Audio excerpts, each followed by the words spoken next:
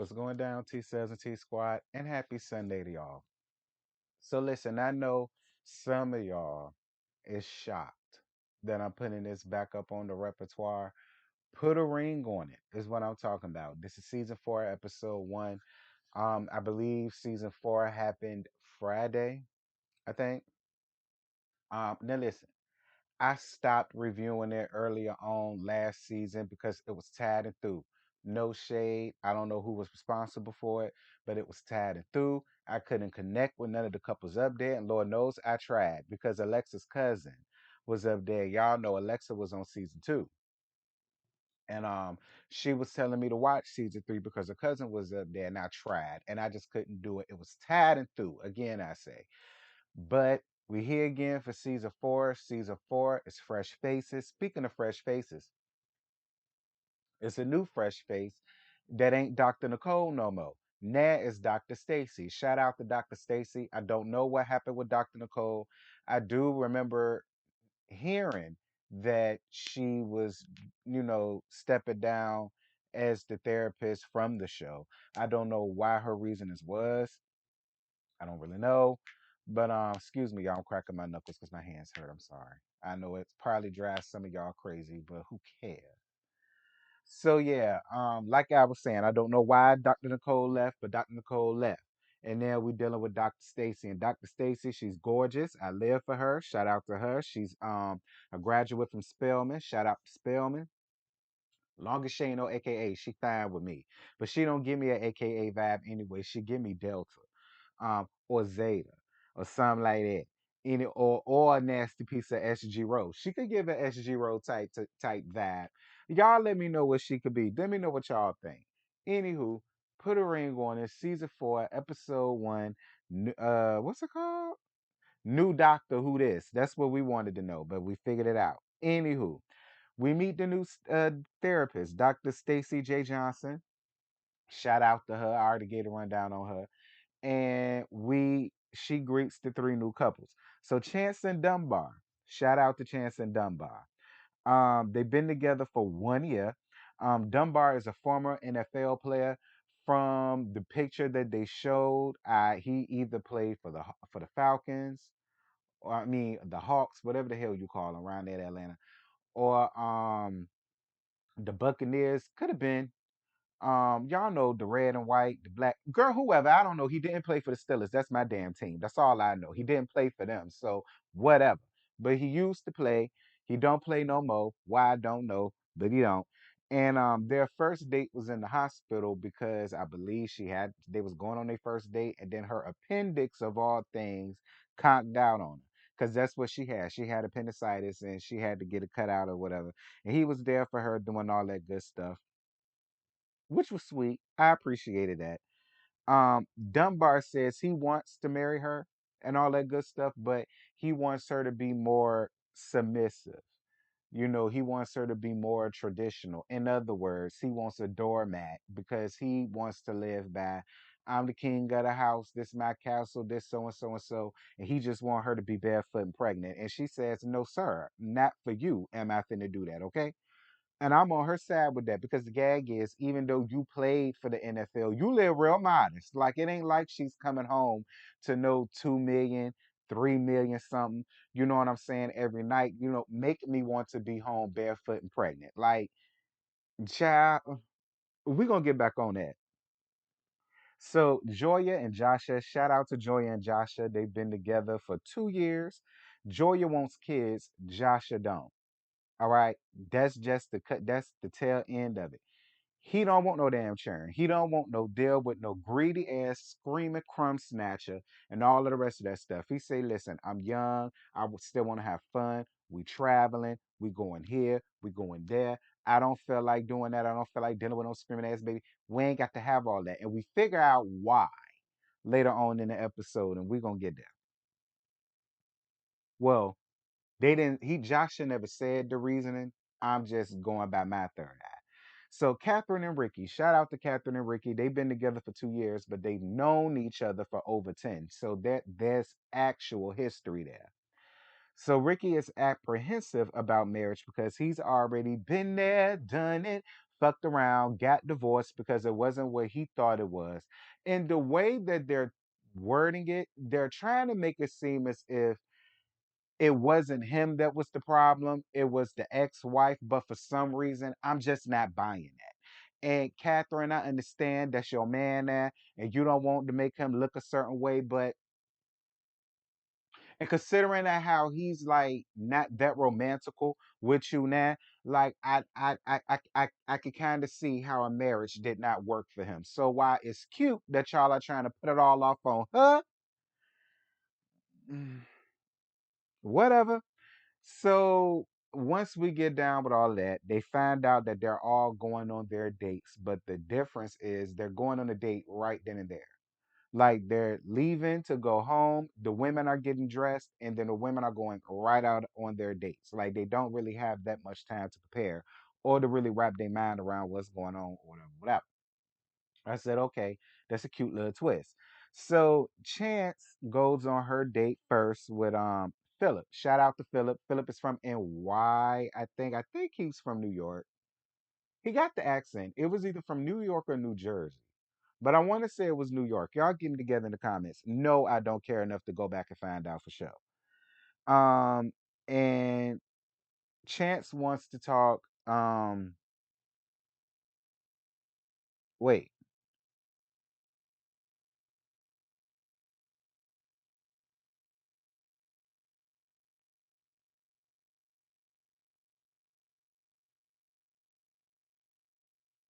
Okay, it was a chance. I'm sorry. I had it screwed up. I got my life together.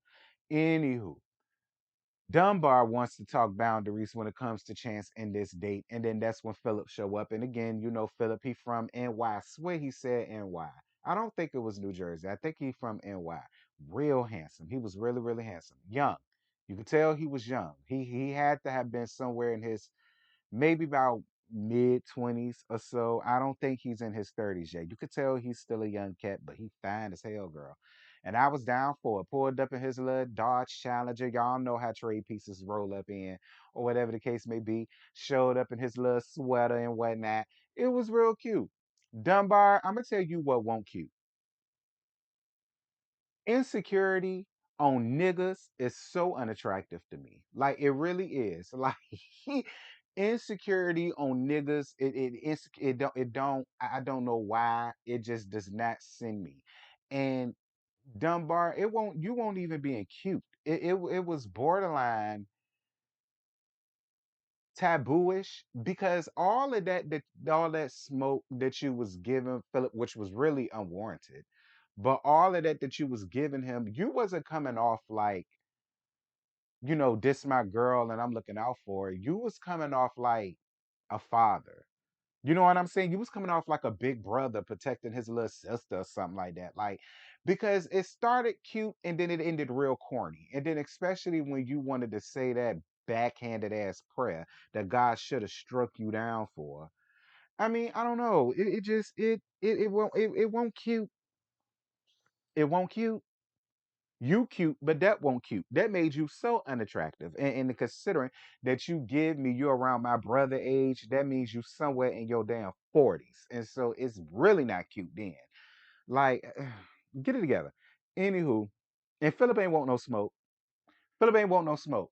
Any guy that will allow you to disrespect him or sun him in the way that you did, he don't want no smoke. Either that or he was like, well, listen, I'm in this man house. I don't know what he got around here. I just eat it. I mean, I don't know. Drop down in the comments should you ever see this, Philip. Because you fine or whatever. I'm from NY too. You know what I'm saying? Because he was real fine. Anywho, Joya waits on her date, Kyle. And she asks Joshua, are there any boundaries? And he tells her, oh, no, absolutely not at all. No, not at all. What boundaries? No, we don't do that. We don't do no bounds around here. No bounds. Mhm. And she said, oh, okay, cool. Now, at first, I was going to say at first glance at Kyle, what I was gonna say was, I think the reason why he said you ain't gotta worry about no boundaries is because one of them messy ass producers has showed them a picture of old ass Kyle, and And he was like, well, I ain't really got nothing to worry about. No shade to Cal. But Cal, you ain't had to tell us you was 48, sir. We knew it. Like we knew we knew that when you first stepped up on the scene. I said, whose daddy is this? Like, Lord, I said, who somebody's son, somebody's daughter come and get their damn daddy up off this show, child. But Kyle handsome and a 48-year-old kind of handsome, but he handsome nonetheless, or whatever the case may be. So I'm gonna let Kyle have it because he seemed like he a real nice, a nice older gentleman. So because that's what he is, a nice older gent. Anyway, Catherine waiting for her date with Mark. I like Mark out of all three of the dates. I feel like Mark was for me. And it's funny because when Mark first pulled up in his Jeep Wrangler, I was just like,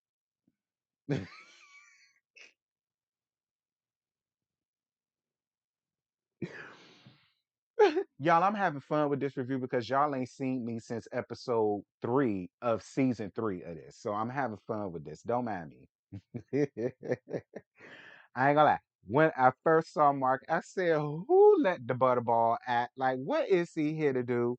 I said, what is going on? We need better casting for these peoples. That's why y'all need me. Y'all need a little gay girl around there because we'll show them find these women some dates, girl. But I like Mark turned out to be my most favorite out of the two. We'll get to it. Um, so Chance and Philip go out to eat. Um, I think the date and Philip probably would have fared a lot better had Dunbar not pulled that insecurity shenanigans that he pulled in the beginning. Like it was a lot. And I think that's probably but then I really can't say that. I feel like Philip did the best he could with what he had. But it's obvious that Chance is being controlled around there. In some ways, she is. I just feel like because even in the date she was finding ways to like keep bringing up, Dunbar and Dunbar this and Dunbar. And I mean, I get it. They're on a date, but I also feel like you're also there to like really do the work a little bit. I don't know. Chances seem a little programmed to me. And I just feel like anybody that she goes on a date with, I just don't feel like it's gonna work. Moving on. Mark taking Catherine out to the juice bar, and it was a real cute juice bar. It's a juice bar, but then you go to the actual lounge spot. It was cute in there, and I liked Mark. Like Mark was funny the entire time. He was impressionable the entire time. He was giving her compliments the entire time, and he also opened up. He was married one time before and things like that, but he doesn't carry it the way that Ricky does. He's like, listen, it didn't happen because we shouldn't have been together. But that's not closing him off from wanting to get married again and wanting to do this and wanting to do that. And I like Mark. Like I look, all of them little jokey jokes I had at Mark at the beginning, and he turned out really to be my favorite date. Like I liked him out of Philip and Cal. I liked him the most. I ain't gonna lie. Shout out to you, Mark.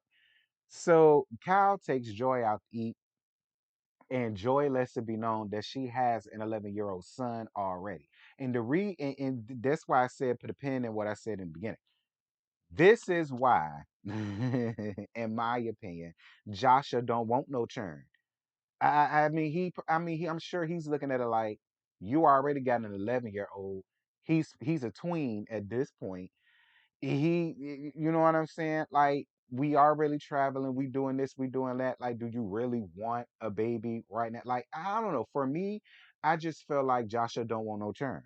He felt like you already got one. So why the hell you want one with me for? Like, he want to live and enjoy his life. He don't want to have to deal with churn and gotta find babysitters and dealing with school and the uniforms and dealing with other parents and then dealing with bullying and dealing with this and dealing with free lunches and going to basketball games and football games and ballet recitals and band recitals and all the rest of stuff. He don't feel like dealing with all that. I ain't necessarily saying he wrong for that. There are some people in life that just don't want kids. I mean, that's their prerogative. But see, that's why y'all not gonna work. Because in my opinion, he don't want no damn churn. Moving on. Um, so the ladies come home from their dates, and Joya tells Joshua about Kyle kissing her on the hand or whatever. and about her wiping crumbs off of his little Sunni or whatnot, like most older gentlemen got. Um, and he paying the dust because he's just like, yeah, what you doing is cute, but you do realize I gotta go on my date too. So if I decide to be a gentleman and kiss her hand, you shouldn't feel away because there ain't no bounds. And if she decides to wipe something off my chin or something like that, you can't feel away because you did it with him. You know, like a little tit for tat type of thing. Like, Joya, I see what you was trying to do, but yeah, don't play with Joshua like that, sis, because you gonna get mad before he do. Don't do that. Moving on. Back in the group therapy, because all of the group, they come back and tell them how they date went with Dr. Tracy and so on and so forth. And Chances starts by telling Dr. Tracy, I mean Stacy, and the group about what a complete ass that Dunbar made out of himself. And I'm so because I wrote it down. So Dunbar says that he, as a man, he has the right to choose who he let her go out the house with. Let me read that again. He says, as a man, he has the right to choose who he decides she can leave out the house with. I'm going to say it again for the bitches in the back. He's saying, and I quote, because this is what he say, as a man, he has the right to decide whom he lets her go up out of the house with. And that right there made me scratch my head. I said, okay, whatever. So Chances says that she's not being controlled. She doesn't feel controlled. She's a grown woman. She does whatever she wants to do, so on and so forth. But she does understands when somebody is coming to his house, they got to abide by his rules. And then the other couples agree with Dr. Stacy that Dunbar was being very disrespectful to Philip, and he was. Chances, you are very much so being controlled right now. I mean, I'm just saying, you're very much being controlled right now. And I don't know why, because you didn't have your mama, but you did have your dad. So it ain't got nothing to do with daddy issues. I'm more than sure your daddy. Look, if your daddy old school like my parents was, I'm more than sure your father would have had an issue with him sitting here trying to act, talking to you, or treating you or the situation as if you're a child. And the fact that everybody else in that room that don't even know you picked that up, but you still want to sit there and try to act like you're not being controlled, sis. Yes, you is. Yes, you is. Ain't no way in hell Dunbar could have told me in my face that he controls or allow who I leave out the house with. Nigga, what? Like I say, it would be one thing considering that he was ex NFL. It would be one thing if he had you squatting in a 2.3 million, 3.4 million, 4.5 million, whatever. Fine. I don't even need to leave my damn house. At that point, I'm living in a compound. I don't need to leave out my house for a damn thing. So I ain't going nowhere, no way. So, like, that I understand. Like, whatever. She says she ain't feeling controlled. She ain't being controlled. That's her man, and it is what it is. Do your thing, Chances, because I like Chances. It ain't no shade, but whatever. Anywho, that's it. That's all I got. I ain't got no more to give y'all. I ain't expect season 4 to like grasp me because, like I said, season 3, I left after episode 2, 3, somewhere one of them. I was done. But watching this episode and seeing what's to come, I might be here for it. Y'all drop down in the comments. Y'all let me know what y'all think about it or whatever. And yeah, until the night for SWV and Escape, I'll holler at y'all then. Bye.